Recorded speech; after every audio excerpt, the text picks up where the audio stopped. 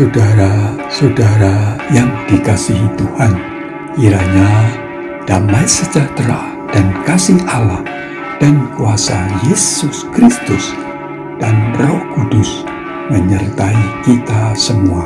Amin. Saudara-saudara yang dikasihi Tuhan, mana pilihan yang semua orang harapkan, yaitu mati dalam terang atau mati dalam kegelapan?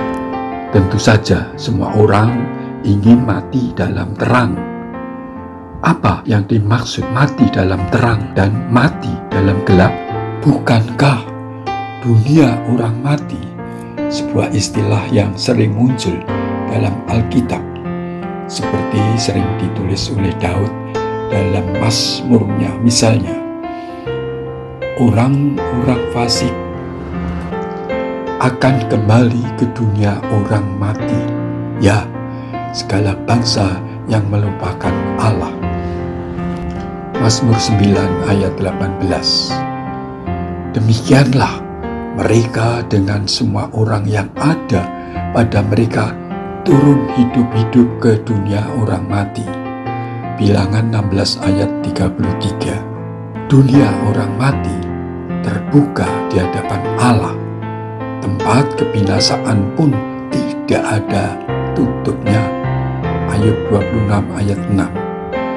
Dan masih banyak lagi nabi-nabi yang menyebut dunia orang mati, dunia yang gelap gulita. Lalu apa arti mati dalam terang? Adalah mati dalam keselamatan rohnya, nyawanya. Keselamatan di mana? Tentu saja keselamatan di surga nan kekal, dalam damai, sukacita dan penuh syukur, seperti digambarkan dalam kitab Wahyu. Mereka adalah orang-orang yang keluar dari kesusahan yang besar, dan mereka telah mencuci jubah mereka dan membuatnya putih di dalam darah Anak Domba. Karena itu, mereka berdiri di hadapan tahta Allah dan melayani Dia siang malam di bait sucinya. Mereka tidak akan menderita lapar dan dahaga lagi, dan matahari atau panas terik tidak akan menimpa mereka lagi, sebab Anak Domba yang di tengah-tengah tahta itu akan mengembalakan mereka dan akan menuntun mereka ke mata air kehidupan, dan Allah akan menghapus segala air mata dari mata mereka. Wahyu 7 ayat 14 sampai 17.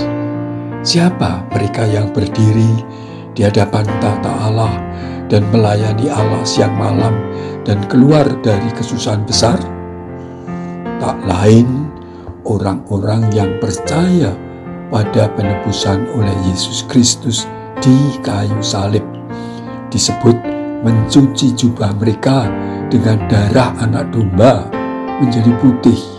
Itulah makna penebusan Yesus Kristus, mensucikan manusia dari dosa dan tinggal dalam damai sukacita di surga. Tidak lapar dan dahaga lagi, air mata duka dihapus oleh Yesus, dan Yesus Allah mengembalakan mereka serta memberi mata air kehidupan kekal. Itulah kematian dalam terang, telah dijamin oleh Yesus Kristus yang ada dan selalu ada. Kata Yesus, "Aku adalah Alfa dan Omega, yang pertama dan yang terkemudian, yang awal dan yang akhir." Wahyu 22 ayat 13. Rasul Yohanes mengatakan bahwa Yesus yang adalah Sang Firman sudah ada sejak dahulu kala. Segala sesuatu dijadikan oleh Dia, yaitu Sang Firman, dan tanpa Dia, Sang Firman, tidak ada suatu pun yang telah jadi dari segala yang telah dijadikan. Dalam Dia, Sang Firman, ada hidup, dan hidup itu adalah terang manusia. Firman itu telah menjadi manusia dan diam di antara kita, dan kita telah melihat kemuliaannya. Yohanes 1 ayat 4-5 dan ayat 14. Saudara-saudara, Yesus sendiri menyatakan, "Akulah terang dunia. Barang siapa mengikut aku, ia tidak akan berjalan dalam kegelapan, melainkan ia mempunyai terang hidup." Yohanes 8 ayat 12. Jelas bahwa Yesus Kristus adalah terang Allah itu sendiri, di mana setiap orang yang berjalan bersama Yesus tidak akan berjalan dalam kegelapan, tidak mati roh atau nyawanya dalam dunia kegelapan, tepatnya di alam maut, neraka, melainkan dalam terang surgawi, terang hidup kekal. Yesus mengatakan lagi keberadaannya sebagai terang.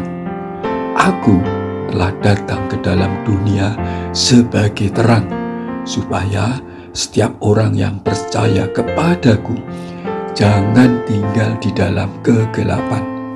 Yohanes 12 ayat 46. Kegelapan adalah lambang dunia orang mati, alam maut atau neraka.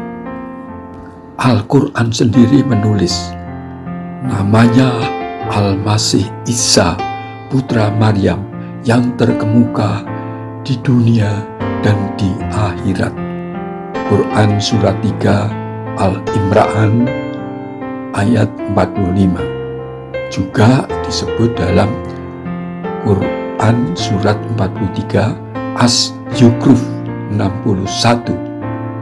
Dan sesungguhnya Isa itu benar-benar memberikan pengetahuan tentang hari kiamat. Karena itu, janganlah kamu ragu-ragu tentang kiamat itu, dan ikutlah aku. Itulah jalan yang lurus. Saudara-saudara yang dikasihi Tuhan, ya, Yesus sang terang menguasai akhirat, mengetahui hal kiamat yang akan membawa manusia yang percaya kepada Yesus akan sampai kepada kehidupan kekal dalam terang ilahi. Rasul Paulus menulis, "Memang dahulu kamu adalah kegelapan, tetapi sekarang kamu adalah terang di dalam Tuhan Yesus. Sebab itu, hiduplah sebagai anak-anak terang, karena terang hanya berbuahkan kebaikan dan keadilan dan kebenaran." Efesus 5 ayat 8-9. Saudara-saudara yang terkasih, begitulah orang-orang yang telah menerima Yesus Kristus menjadi anak-anak terang yang hidup dalam kebaikan, keadilan, dan kebenaran. Datanglah kepada terang yang sejati itu untuk mati dalam terang ilahi, penuh damai dan sukacita dalam hidup kekal. Puji nama Tuhan.